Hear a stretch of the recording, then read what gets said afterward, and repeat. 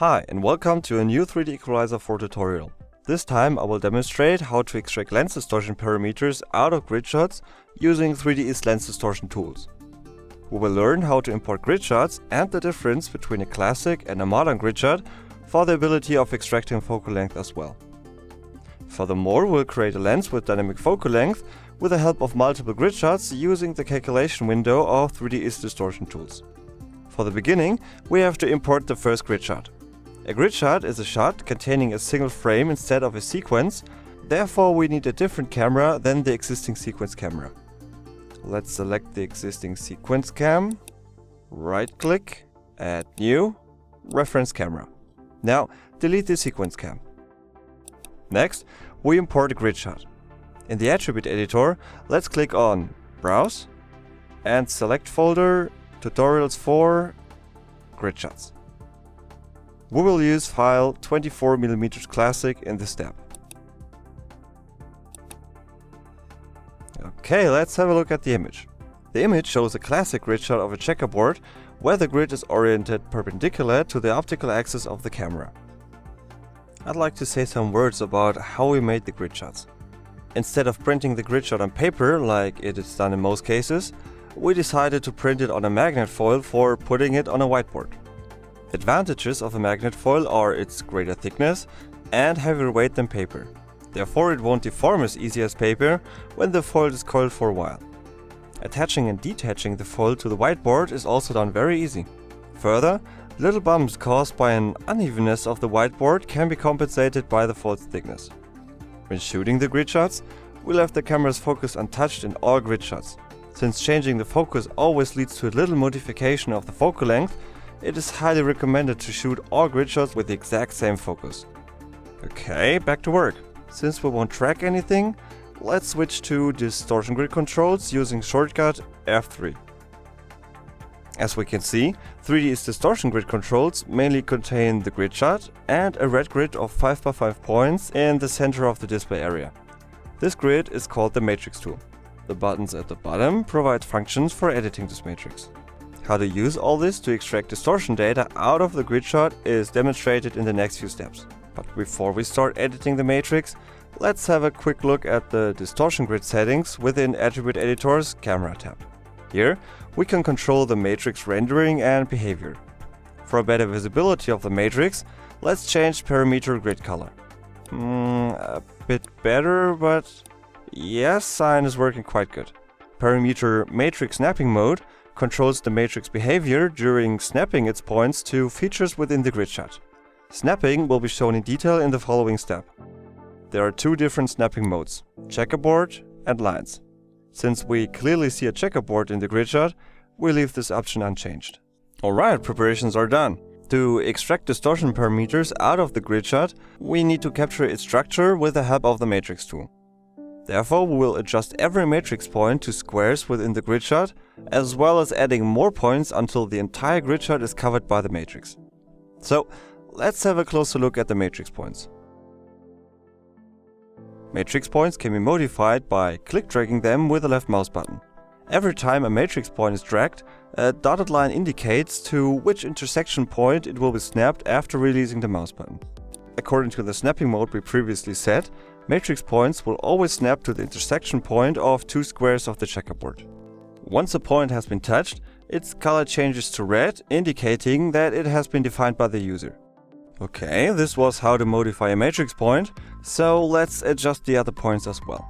Of course, we do not have to adjust every point manually.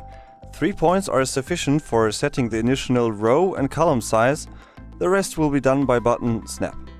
So, let's adjust 2 more points to this black square.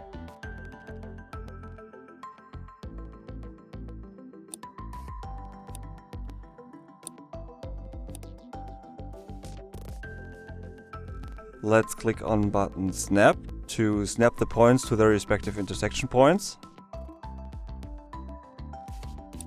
As we can see, the remaining points were snapped automatically according to the 3 points we initially placed by hand. Automatically snapped points are colored blue. Alright, let's have a look at the full frame. We successfully adjusted the small matrix to the checkerboard, but we clearly need more rows and columns to cover the entire checkerboard. Let's add them by selecting Edit, Add Points. With the functions found here, we can extend the matrix in every direction. Maybe doing this with shortcuts will be a lot faster. So let's add some points on the right side, on the left side, and of course on the top side. Please note, points outside the field of view are disabled automatically. The upper half of the grid is now covered perfectly by the matrix. At the bottom, we see a node attached to the grid hiding some squares. Let's have a closer look at this node and what happens if we add points on the bottom side. The matrix is not able to snap points correctly since their intersection points aren't visible. This could even affect the snapping precision of the following rows. To avoid this, we will add the remaining points without letting them snap automatically. But before, we have to delete the rows with the incorrect points. Let's click on Edit, Delete Points, Bottom row. Again, there's also a shortcut. Now, turn off the automatic snapping by selecting Options, Automatically Snapped Edit Points, and add some rows again. As we can see, the new point positions are interpolated based on the matrix structure set by the previously snapped points. Therefore, they are in place very precisely on the intersection points, but still not completely wrong, and especially the points on the node aren't as messed up as before. Not automatically snapped points are colored gray to separate them from the automatically snapped blue points and the user-defined red points. Please note that only these blue and red points are used for calculating lens distortion parameters. To enhance the points placement, we simply let them snap to their respective intersection points. But before doing this, we should disable the points on the node to prevent them causing any trouble when automatically snapping the other points. Let's select these points and click on button Disable Points. The dotted lines and the point's gray color indicate disabled points. Alright, to snap the remaining points, simply click on button Snap. Here we go, all points are snapped. It's looking really great. Let's have a closer look at the points. The node's shadow caused a tiny misplacement, so let's correct that. Just dragging the points to the correct place won't help, since it will always snap back to the place the snapping algorithm found. To avoid this, simply disable Options, Automatically Snap on Release. Now, we're able to place points wherever we want.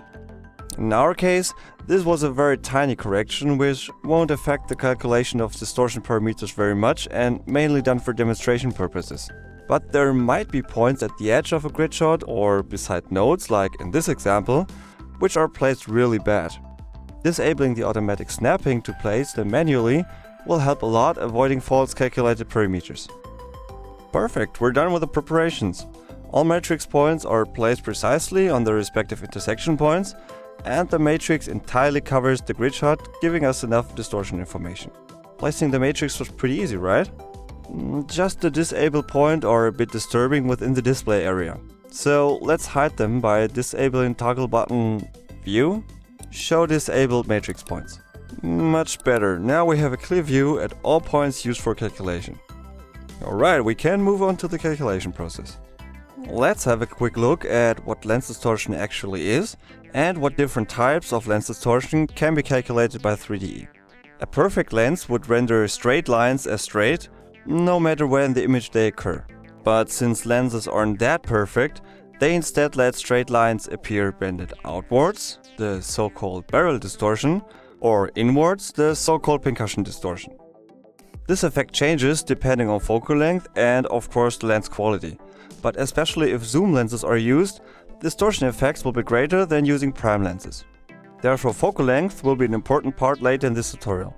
These distortion effects should be removed from 2D tracking data by 3D's calculation core so that the simple camera pyramid model is applicable. 3DE provides several lens distortion models for doing this, since there are many very different lenses.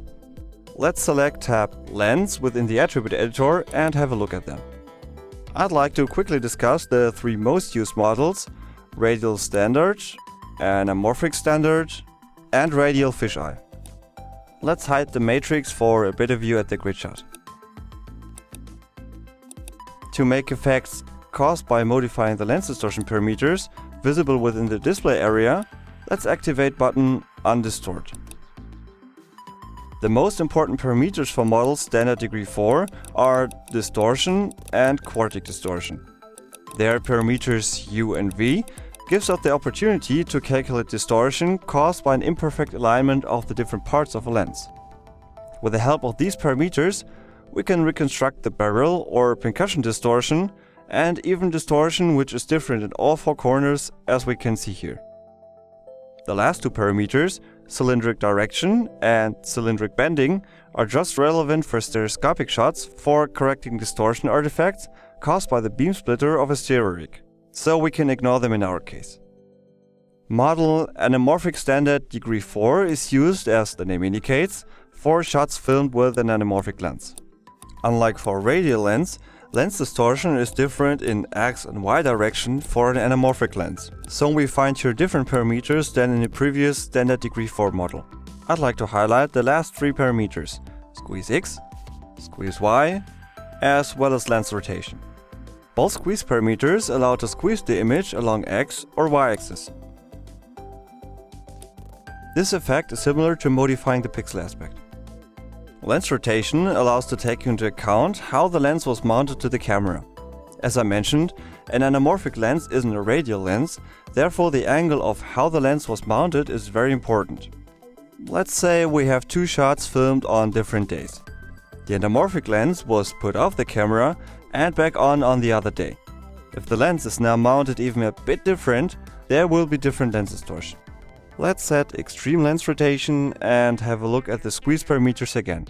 One hint by the way, within the parameters text fields, you can always enter other values than their slider provide.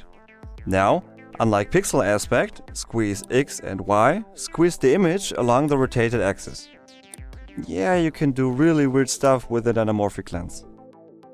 Okay, the last lens I'd like to demonstrate is fisheye degree 8. For a better demonstration, let's make the distortion grid visible and hide the image with the help of image controls. Therefore, we will reduce the brightness until the grid shot is black. One hint, if a grid shot's quality isn't really good, enhancing the contrast of a grid shot might lead to better results of snapping the matrix points. Alright, since fisheye is also a radial lens, lens distortion effects are similar to the first model we've seen, standard degree 4. A special property of a fisheye lens is the influence of focal length on lens distortion. Here, focal length really is an additional lens distortion parameter and has to be considered for calculating lens distortion properly.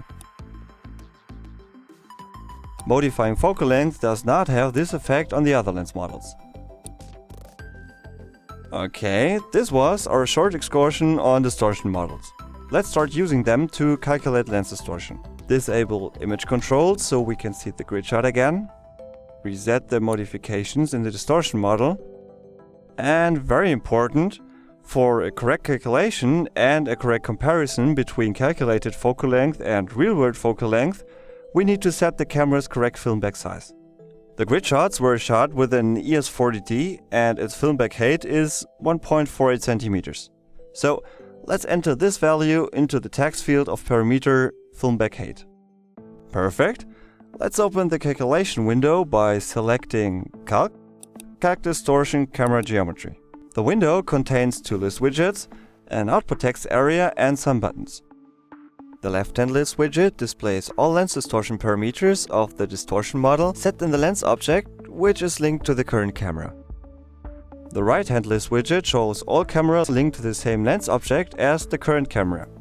In our case, there's just a single lens object and one camera, so of course just one camera is listed. The output text area logs all results of the calculation process, whereas the buttons start the calculation process, as well as transfer calculated parameters to the lens object. Okay, to set which parameters should be used for calculation, simply select them with the left mouse button. By click dragging them, we can select multiple parameters, as well as by holding the control key while clicking on parameters. In our case, we like to calculate distortion and quartic distortion and their UV parameters. To start the calculation, let's click on button Calc Lens Parameters. Perfect, we calculate the lens distortion. The output text area now shows some information about the calculation process's results, like the deviation, which indicates the accuracy of the calculation. The calculated distortion parameters are displayed within the left list widget. Everything seems to be legit, so let's transfer the parameters to the lens. For doing this, we have two options: setting the parameters or setting the parameters and close this window. Since we won't calculate anything else in this step, we can click on Set Parameters and close. As we can see within the attribute editor, all calculated parameters have been transferred to the lens. Okay, let's check the results using the distortion grid. A few resolution of the distortion grid might be less confusing, so within the camera tab, let's reduce rows and columns to 6. Undistort the grid for a better view at the results. Now we have to align the distortion grid to one row of the checkerboard using the manipulators to scale, translate and rotate the grid. Okay, a bit more adjustment. Perfect, let's have a closer look. The checkerboard's rows aren't bended like before, but as straight as the line of the distortion grid. The calculation result seems to be quite correct. Alright, we successfully extracted lens distortion data out of the grid shot by using the matrix tool and the distortion grid controls calculation window. But these results can only be used for shots filmed with a focal length of 24mm, as the file name indicates. To reconstruct the entire lens, all grid shots were taken with a Canon EF lens, we need more grid shots covering the entire focal length range of this lens. Lens distortion parameters, as well as focal length settings for each grid shot, will be later stored in respective animation curves of the lens, so the distortion dynamically changes related to its focal length. As remember, there were much more grid shots in the folder from where this grid shot was imported. There will be 9 more grid shots to import, so let's save some time and instead of creating 9 revcams and importing each grid shot individually, we use a script. Let's select 3D4, File, Import, Import multiple reference frames. Set the directory which contains the grid shots. Please note that there's one grid shot which does not belong to the F lens, so let's set a filter pattern, making sure just the F grid shots will be imported. Okay, and here we go. Everything was done automatically.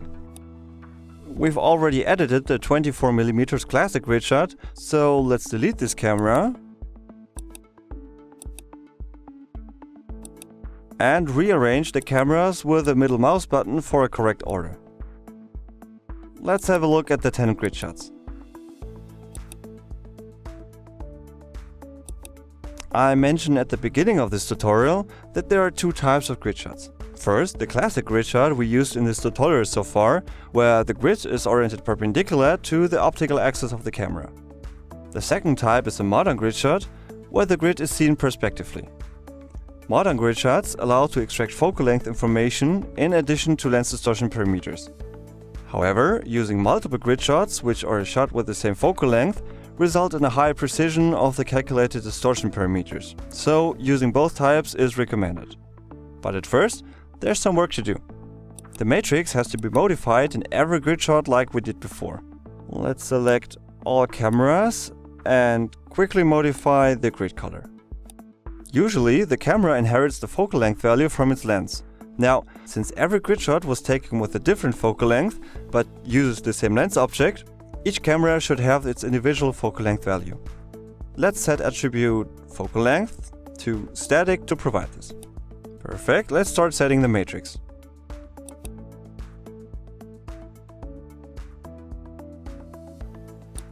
Activating automatic snapping will help a lot. Alright, adjust 3 matrix points.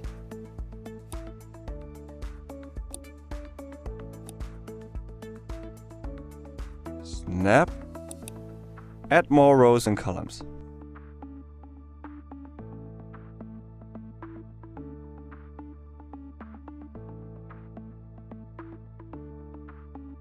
Very good, the structure of each grid has been entirely captured by its matrix. We previously said that every camera uses an individual focal length value. Since every camera uses the same lens object in 3DE, we have to make sure the lens knows about this to create a dynamic lens. Within the Attribute Editor's Lens tab, let's set Dynamic Lens Distortion to Driven by Focal Length. As we can see, all distortion parameters cannot be edited here anymore. Every distortion data now comes from the lens animation curves we will create in the following steps. Let's switch to Environments, Edit Distortion. The panes changed, the object browser is still visible, and the curve editor was added to the main window. All other panes we've seen previously aren't necessary at the moment. Let's select the 6 distortion curves.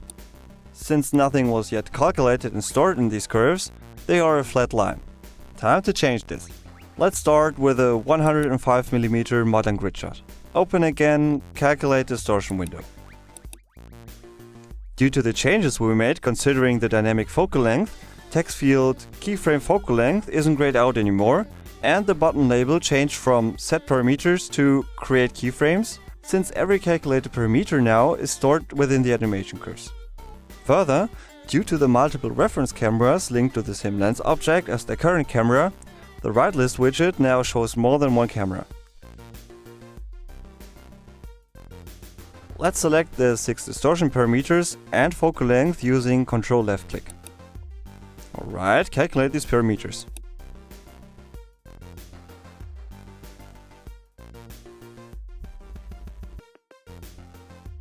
Okay, the results are pretty good.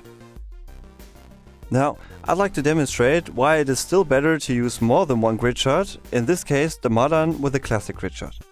There are combinations of parameters which usually cannot be calculated very precisely or even wrong with one grid shot. Let's make an example. Let's add pixel aspect to the selection and calculate again. The results are pretty bad or even not possible to calculate using these parameters. Now, let's use both types for calculating the parameters.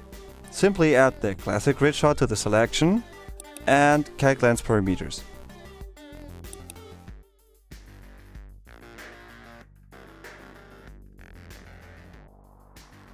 Great, the results are very good.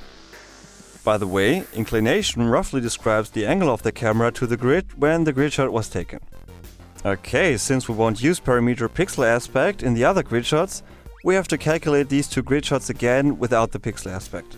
Let's deselect pixel aspect and calc lens parameters. Very good, let's click on Create Keyframes and Close to store the results in the animation curves. As we can see, some keyframes were created at approximately 100mm. Perfect, let's continue calculating the other grid shots. Reopen window Calc Distortion. And again, select focal length and the 6 distortion parameters. Now, let's select both 70mm grid shots and calc lens parameters.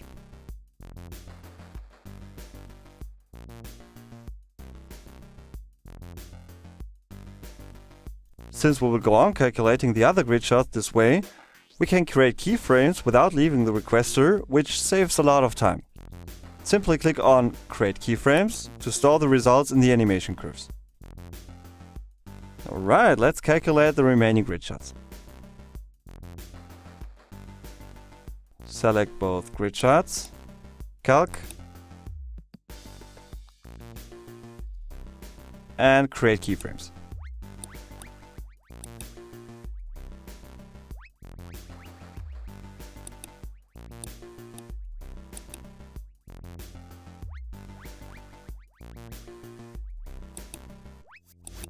Great, the lens distortion parameters for all grid shots have been calculated and stored as separate keyframes, as we can see in the curve editor. We can also see that distortion decreases the more focal length increases. Having a closer look at the curves, we see the curves form a step-like structure due to the flattened tangents. This doesn't really look correct, so let's fix that by selecting all keyframes and clicking on Edit, Smooth Tangents.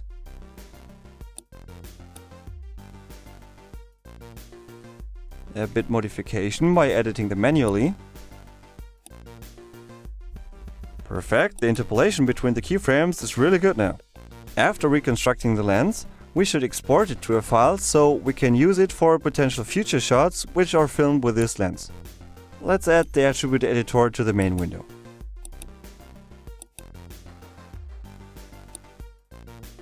The lens current name is an odd generic default lens. We should change this to its real name and set the name to EF 24 to 105 mm. Okay, right click on the lens object within the object browser and select Export Lens. Select the folder and file name.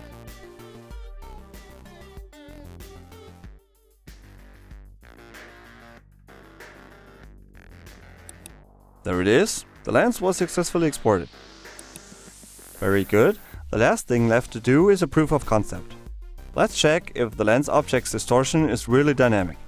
Switch to a classic grid shot for a better demonstration. And hide the matrix for a better view at the grid shot. Undistort that we can see distortion effects. Since the dynamic distortion is based on focal length, we need to change parameter focal length to use from lens. Now, this camera won't use its previously calculated focal length value, it inherits this from the lens object. Perfect. Let's select tab Lens and modify parameter focal length. Really cool, it works. Lens distortion changes dynamically within the range of 24 mm to 100 mm. Alright, we successfully extracted lens distortion parameters, including focal length, out of grid shots. We learned about classic and modern grid shots and how to edit 3D's matrix tool that it covers an entire grid shot for extracting parameters. In addition, we created a lens object containing dynamic lens distortion to allow greater precision when solving zooming projects using our lens. Okay, that's it. Thank you very much for watching. Hope you enjoyed this video.